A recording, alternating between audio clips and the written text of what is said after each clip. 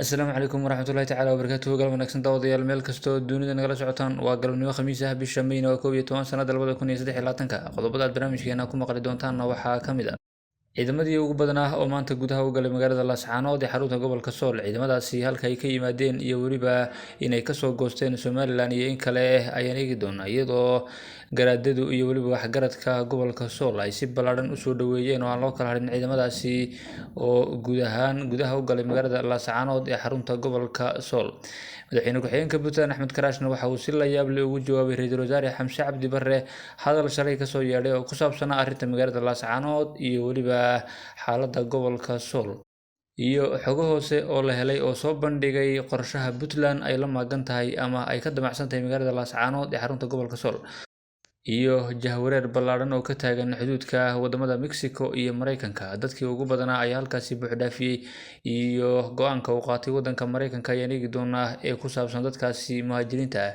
ee buux dhaafiyay xuduudka u dhexeeya Mexico iyo wadanka Mareykanka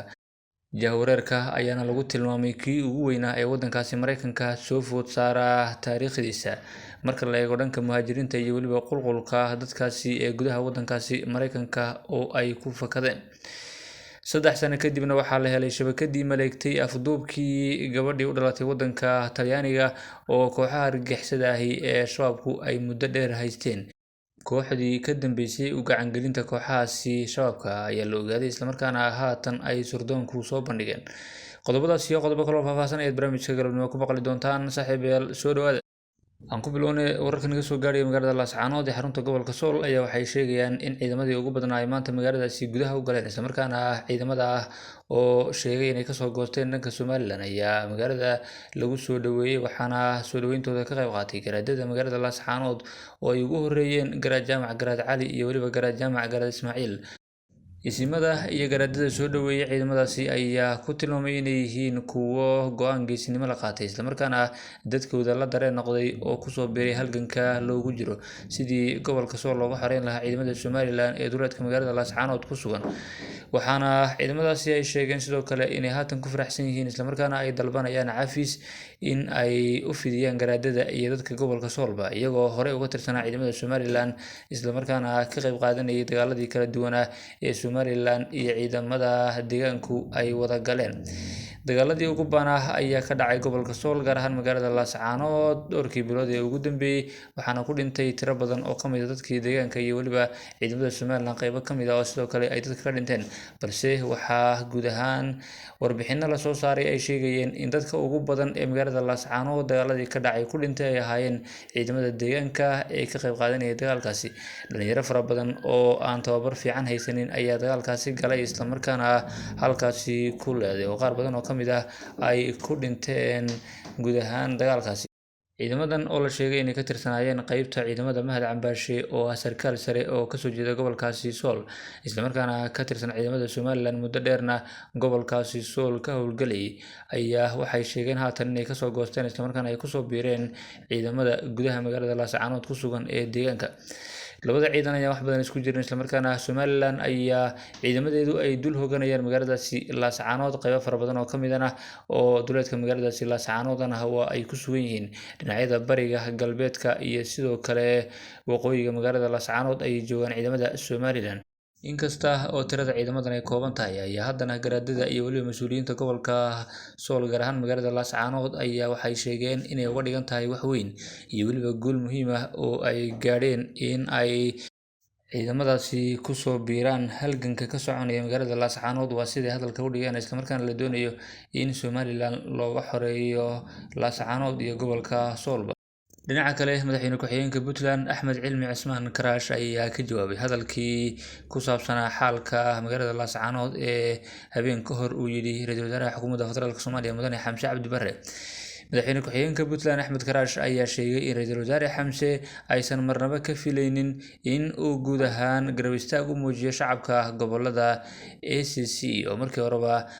xagga ra'iisul wasaaraha aanay wax badan ka filanin Xamse awalba garab istaag kama aanan filaynin shacabka reer Siina kama aysan filaynin ee loo xasuuqayo midnimada ummadda Soomaaliyeed inuu hadallo noocaas oo kale ah oo ka fiirsasho la'aan ah uu warbaahinta u soo mariyo waxba kama bedeli doonto mowqifkooda iyo halganka ay ku jiraan toona ayuu yidhi madaxweyne ku-xigeenka Puntland Axmed Karaash. Sidoo kale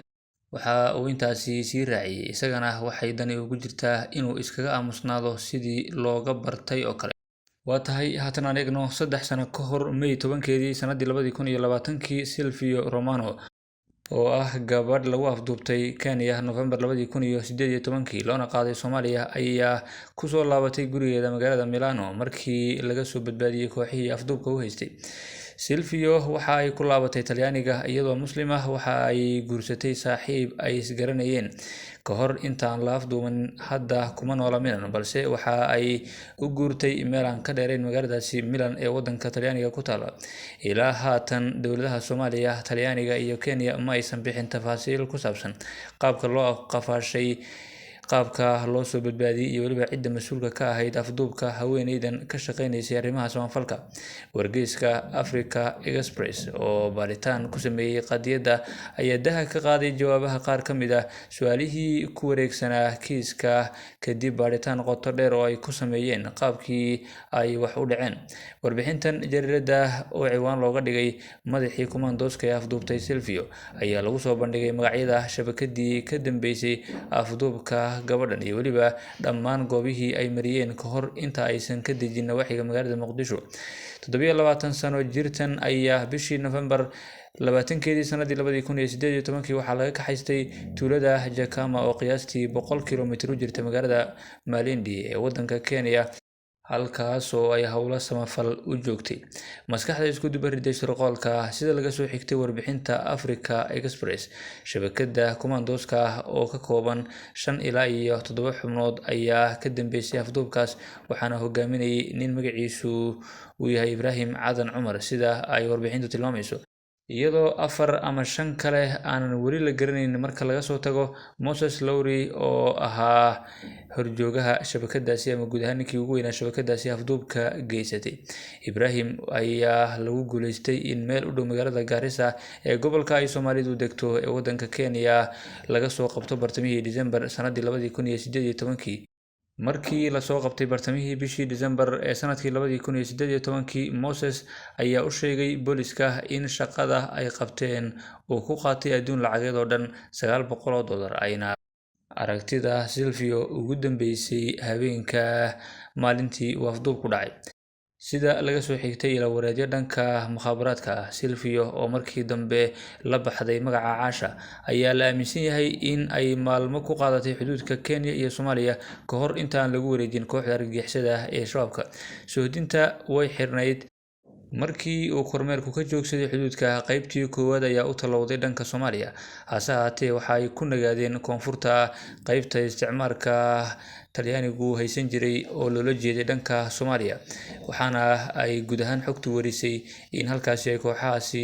ay ku sugnaayeen xoogaa. Silvio ayaa markii dambe waxaa loo gudbiyay caasimadda Muqdisho, gaar ahaan magaalada dekedda leh ee Marka, halkaas oo ciidamada sirdoonka Turkiga iyo weliba Soomaaliya ay ka soo badbaadiyeen isla markaana ku wareejiyeen dhigooda dowladda Talyaaniga. Akhyaarta sharafta leh wada nagala socoto tan iyo kulanti dambe, nabadgelyo.